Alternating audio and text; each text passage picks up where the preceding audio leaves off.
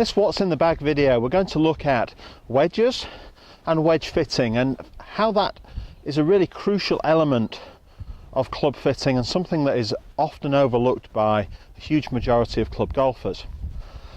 Now, one of the things that it's important to bear in mind for most of you out there, handicap golfers, particularly if you're a mid to high handicap player, is that your greens in regulation statistic is going to be relatively low. You're not going to be hitting 12, 13, 14 greens in regulation during a round, and as a consequence you're going to have to play a lot of short game shots. You miss the green, you're going to hit a lot of short game shots during a round. So wedge fitting is something that I believe is more critical perhaps to mid to high handicap golfers than even the better players. Now, there's little doubt that the Vokey wedge range over the last few years has been by far and away the most popular, and you'll see from my bag here straight away that I carry 3 wedges currently, plus my pitching wedge. And there are a couple of things in the fitting of wedges which I'm going to talk to you about today and hopefully clear up, get you to understand how you can improve your short game by using the right tools.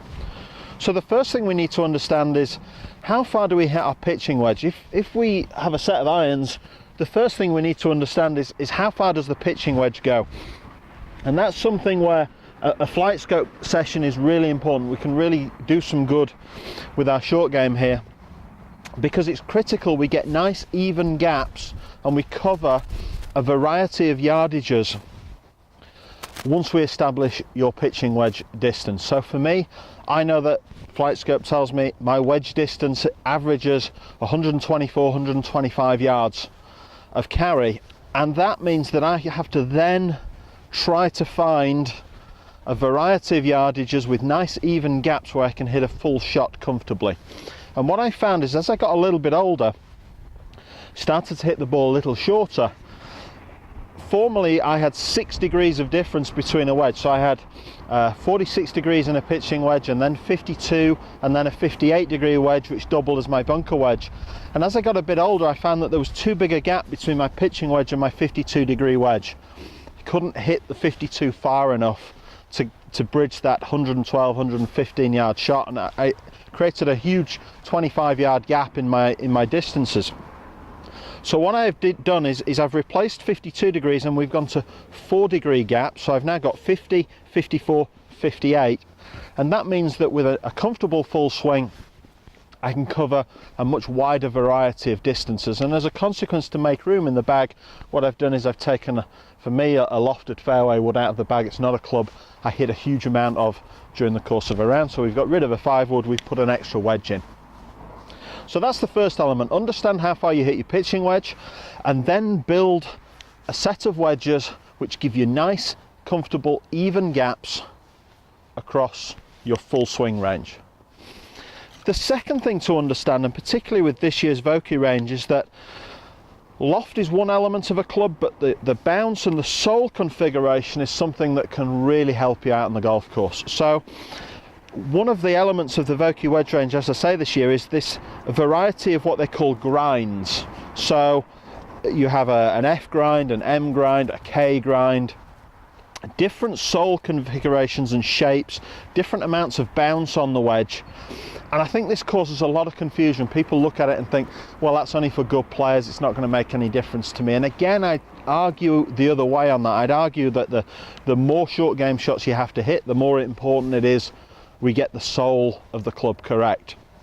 Now, my 50 degree wedge, which is predominantly a fairway club, it's something that I would only really use for full 3/4 shots, tend not to chip that much around the greens with it. So this is the F grind, which stands for fairway. It's 50 degrees of loft, it's got 8 degrees of bounce, it's got quite a narrow sole, and this is a perfect club for hitting full to 3/4 shots from the fairway or from the rough, where I'm not having to worry too much about how the club is interacting with the turf. I'm just hitting a fairly stock shot, and it's very similar to the short irons that I carry in the bag. So standard full to 3/4 shot wedge, for me, you don't need as much bounce. Narrow sole is fine. You can hit it from a wide variety of lies, both in the fairway and in the rough, and it's something that you're going to hit full shots with. So that's a pretty straightforward club. We keep that pretty similar to the standard irons that we've got in the bag.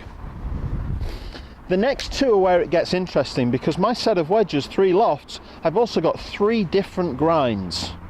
So my middle wedge, my 54 degree, is called an M grind, and it has a little bit more bounce on it. It's got 10 degrees of bounce on.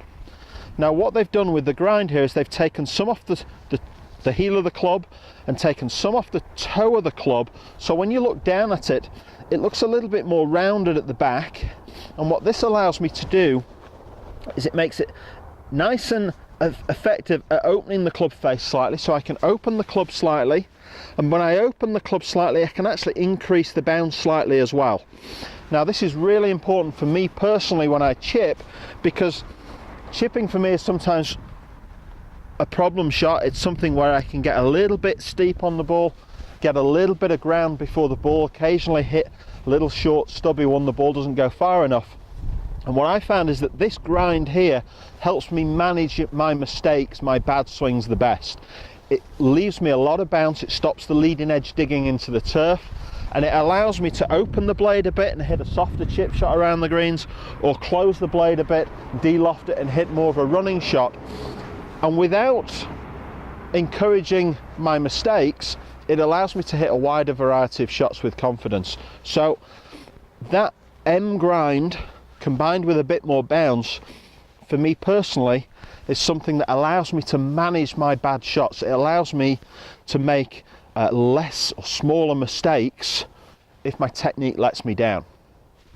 Now we get onto the lob wedge. Now this is a club which, if I'm being honest with you, I wouldn't necessarily choose to play a huge number of shots with around the greens. However, again, the sole of the club and the grind that I've chosen in this club is to help manage my poor shots. So this is the K grind, which is a wider, flatter sole, not so much taken off the back edges, and again we've got a little bit more bounce. We're now up to 11 degrees of bounce, so again that's just that extra bounce is making it even more difficult for me to get the leading edge of the club into the turf and hit that fat stubby chip shot. 11 degrees, 12 degrees of bounce, somewhere in that region, also makes bunker shots an awful lot easier. So for me, this is a wedge that I play nearly all of my bunker shots with. A wide sole helps the club stop digging into the sand. It prevents me from taking too much sand, combined with that extra little bit of bounce again. And also for shots around the greens where I've got to hit a lob shot, certainly out of mid to longer rough, again, this sole is something that I can really glide through the turf.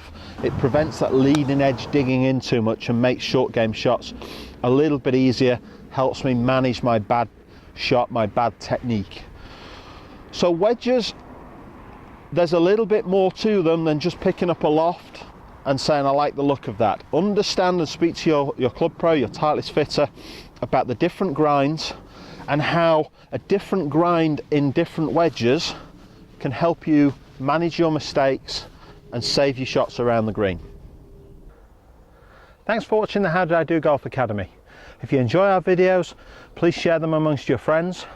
Don't forget to subscribe to the YouTube channel, that way you'll get to see all our latest footage first.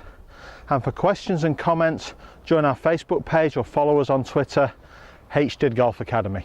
We look forward to seeing you next time.